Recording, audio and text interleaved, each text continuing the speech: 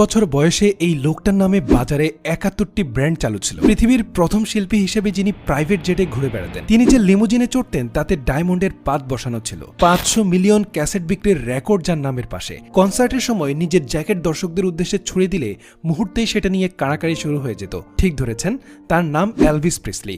Rock and রোলের জনক বলা হয় যাকে। অথচ একদিন সবার সামনেই বলেই বসলেন, আমি একা, খুবই একা। এই একাকিত্বের যন্ত্রণা থেকে মুক্তি পেতেই একসময় তিনি মাদকের দিকে ঝুঁকে পড়লেন এবং মাত্র ৪২ বছর বয়সেই তার করুণ মৃত্যু হয়। মাইকেল জ্যাকসন, রবিন উইলিয়ামস এবং নেপোলিয়ন বোনাপার্টের মতো আরও বহু বিখ্যাত মানুষ শান্তির অভাবে একই রকম জীবনের দুঃখজনক পরিণতি বরণ করেছে। টাকা, খ্যাতি আর বিলাসিতার জীবনের সুখ আনে না, কারণ এগুলো ভালো ঘুম, সুস্বাস্থ্য বা মানসিক শান্তি দিতে পারে না। আসল শান্তি আসে তখনই যখন আমরা আধ্যাত্মিকতার মাধ্যমে স্রষ্টার কাছে যাই এবং জীবনের প্রকৃত অর্থ বুঝি। এজন্যই একজন রিকশাওয়ালা সামান্য আয়ে শান্তিতে ঘুমাতে পারে, আর ধনকুবেররা বিলাসবহুল জীবনে দু চোখের পাতা